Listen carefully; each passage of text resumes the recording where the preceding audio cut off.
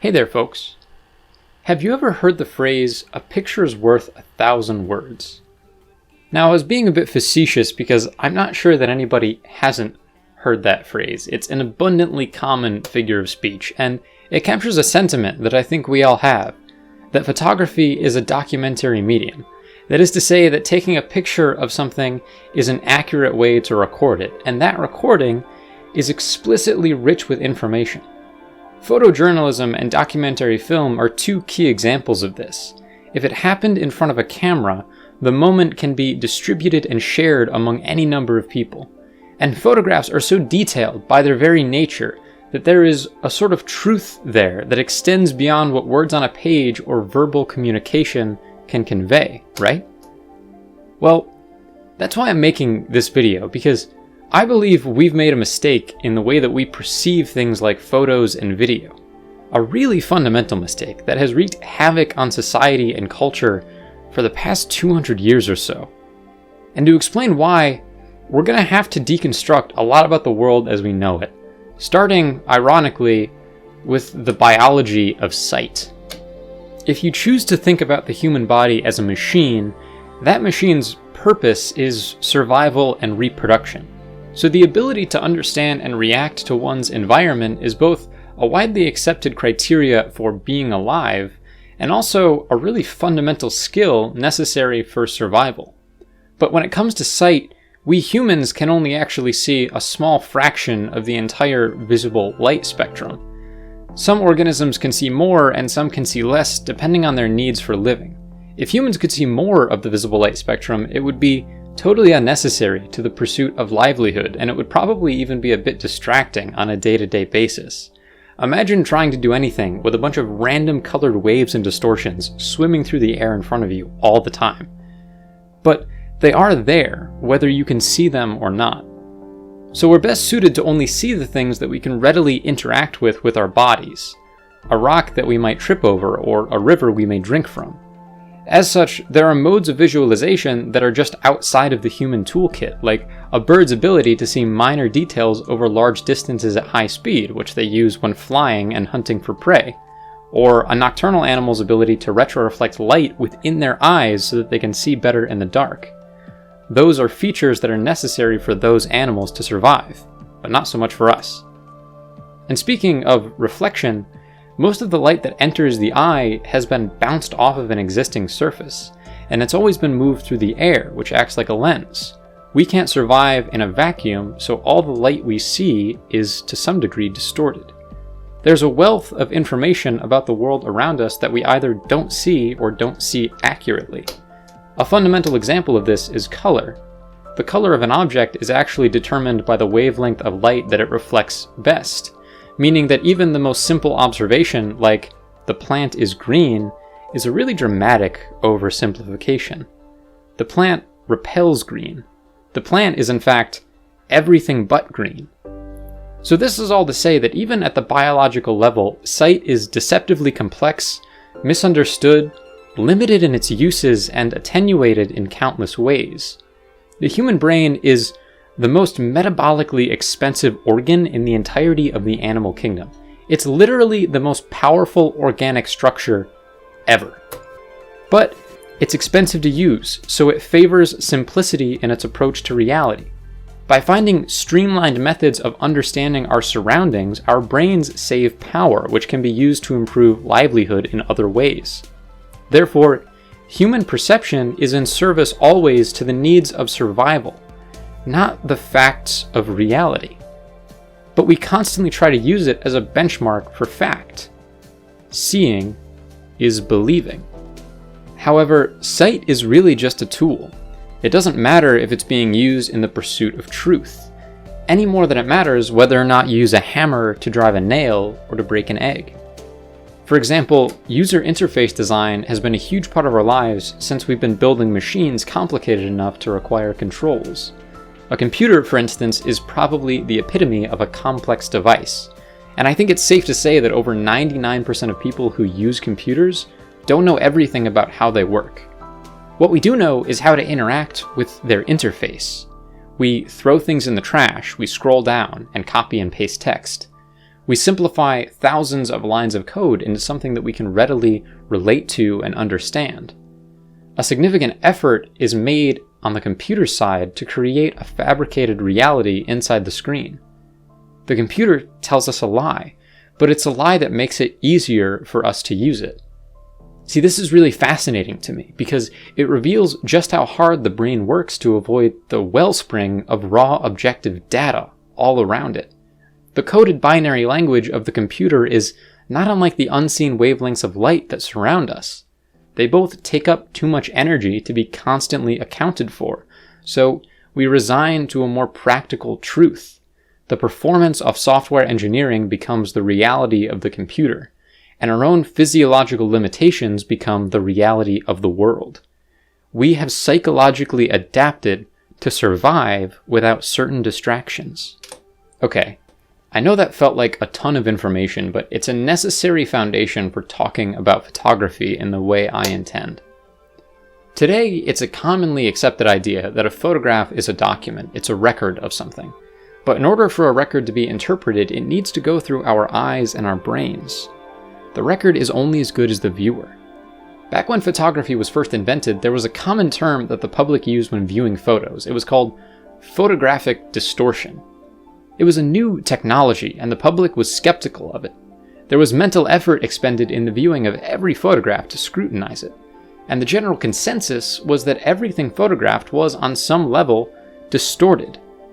And mind you, there was no commonly known way to mess with photos either. These were cut and dry, undoctored, face value snapshots that people were suspicious of. But slowly over time, the technology became more common. People saw photos more often, and notably, photography was touted as an affordable and accurate way to capture portraits so that future generations could know what their ancestors looked like. Photographs were therefore advertised as an accurate and precise way to save things, and people saw them as such. So, we needed to simplify our relationships with photos, and therefore photographic accuracy was accepted slowly over time. And now the term photographic distortion is hardly ever heard. This is what led to photography being used for things like mugshots in prison booking, scientific research, and journalism. So as a society, humanity slowly came to believe that scrutiny of photographs was unnecessary, that it was a waste of energy.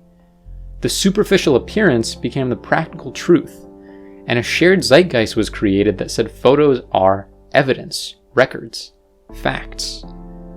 But the thing about zeitgeists is that they aren't fixed, they are controlled by communities, context, and most importantly, authority. And the zeitgeist around photography has been used ever since by the powerful to circumnavigate scrutiny. Okay, I don't want to get controversial here, so let me give you a super innocuous example. This photo is generally understood to be important to the history of documentary photography. If a picture's worth 1,000 words, what does this photo, on its own, no context, actually tell you? And I'll give you a second. It says surprisingly little, right? There are 4 figures, they appear to be in the woods, they're wearing feminine clothing, I think, and maybe if you were savvy, you could approximate the time of day based on the position of their shadows, but even so, maybe they're not really in a forest, maybe it's a set. Maybe those are mannequins rather than real people, and maybe their shadows are from a light source that isn't the sun, so the time of day is unknown. In fact, maybe there are actually 5 people in this photo, and one is obscured by the vignette somewhere. Without context, there is literally nothing concrete that you can independently verify about this image. Its reality is totally in flux. There are thousands of things that you could say about it, but they would all be equally true and equally untrue. So now I'll provide the context. This photo is called Constance and Daughters. It's among the earliest photographs ever taken because it was taken by William Henry Talbot in 1842, and this plate handily has the date scribed into it. Talbot is considered by many to be the inventor of modern photography. His wife's name was Constance, and they had 3 daughters. This photo was most likely taken somewhere on their private estate. So now suddenly you understand this image. But the photograph isn't any different than it was before. An institution has peer-reviewed all the information surrounding Talbot and his photos and drawn the context based on that information. The photo itself didn't do any of the legwork, it didn't add any truth, it just illustrated the approved information. Nothing about documentary photography can be independently verified. Somebody always has to tell someone else the context of a photo in order for it to work. That sounds obvious, but the implications are huge. Documentary evidence must be accepted widely to become true. Truth in the historical record or in journalism is just an aggregate of independently formed thoughts about something. It doesn't matter what actually happened. What matters is what's circulated and believed. Period. The internet serves as a nearly endless supply of widely circulated, peer-reviewed misinformation. And I think most people assume that this is a contemporary issue, the result of the unregulated vastness of the World Wide Web, as well as things like Photoshop, deepfakes, and other visual effects. However, peer-reviewed misinformation is a symptom of an inherent weakness built into the way that we authenticate information. I'm just using photos as an example. For instance, photographic fakery is hardly limited to digital technology. That's an extremely recent belief that film is somehow more secure than digital photography. In my research for this video, I happened upon a book by Paul Duckworth called Experimental and Trick Photography. It details numerous methods of creating convincing photographic phenomena on film that are impossible in nature. For instance, this photo called Nightmare uses a simple double exposure to create the image of a giant holding a woman in his hand. It's so carefully done that there's no obvious giveaway other than the knowledge that this is impossible. Photography has no strict rules that attach it to the sense of authenticity that is frequently ascribed to it. Duckworth is extremely candid about the nature of his photos. He doesn't attempt to use them to undermine public belief, but what happens when somebody does? There's a book by Gerolf Steiner called The Snouters, Form and Life of the Rhinogrades. This book provides a highly detailed account of a previously unknown species of mammal, which are exclusively found on an obscure archipelago in the southern Pacific Ocean. The mammals in question bear the unique quality of walking on their noses instead of traditional pedal limbs. This book contains an extremely comprehensive documentation of the creatures, including their appearance, behaviors, anatomy, and even their position within the taxonomy of known species on Earth. This book also has a long list of properly cited sources, and was published under the pen name Harold Stumke. Admittedly, it doesn't use photos, and the taxidermied models that I've shown you were made much later than the original publication. The book only has illustrations like this, but it does give a compelling explanation as to why, claiming that the islands were inadvertently destroyed by nuclear testing before additional data could be collected. So, despite its ridiculous premise, this book was so professionally presented that it successfully convinced the scientific community at large that these mammals did in fact exist in the age before the internet. By meeting all the requisites of an authoritarian system of truth, Steiner was able to taint the agreed-upon reality with humorous, illustrated fiction. While Steiner did not use photos in his hoax, there's an artist named Joan Fontcuberta who does. Fontcuberta's Fauna exhibition is a collaboration with another photographer and writer named Pierre Forniguera, and it bears a striking resemblance to Steiner's book. The exhibition was framed around the idea that the notes of an obscure scientific researcher named Peter M. Eisenhaufen had recently been uncovered by Fontcuberta and Forniguera. The research contained very compelling evidence of animals in nature which openly contradicted Darwin's theories of natural selection and evolution. It included notes, photographs, X-rays, audio recordings, and even a taxidermied specimen. The information was presented as completely authentic, and the exhibit was open to the public. Despite the extreme outlandishness of these creatures, around 30% of college-educated adults between the ages of 20 and 30, when asked, said they were convinced that at least some of these creatures existed, according to Fontcuberta. When you put someone in a museum environment, they will be compelled to trust the information just because it's presented professionally. The fauna exhibition and form and life of the rhinogrades are two different visual mediums which are used in the same way and achieve the exact same effect. In a 2014 interview regarding his work, Fontcuberta said, "The idea is to challenge disciplines that claim authority to represent the real. Botany, topology, any scientific discourse, the media, even religion. I choose photography because it was a metaphor of power. When I started in the early 70s, photography was a charismatic medium, proving evidence." So, what's my point here? Well, I wish I was more certain, but I think what I'm trying to say is that our loyalty to context, to simplicity, and to agreement is kicking our psychological asses. After taking a class about documentary photography, I've realized that the historical record, especially when it comes to photographs, is doomed to change. We are in an endless state of reassessment when it comes to past events, so you really shouldn't bother putting too much stock into a photograph that you weren't around for. Photos are and always have been a form of emotional expression and art. When it comes to you as the viewer, there is no truth that you can derive from an image other than what it makes you feel. And there's no authority in the world that can change the way you feel. Only what you perceive firsthand can do that. Emotions are imprecise, but they're probably our most profound anchors to the world and to each other. They're the only universal language. Okay, one last example. This is an illustration by Jack Davis, a famous comedic artist. The interesting thing about illustration is that we don't automatically crave context for something that is obviously drawn. We take the image at face value, and this one, rather masterfully in my opinion, captures the emotions of a cold shower. This is a photograph taken by Louis Hine.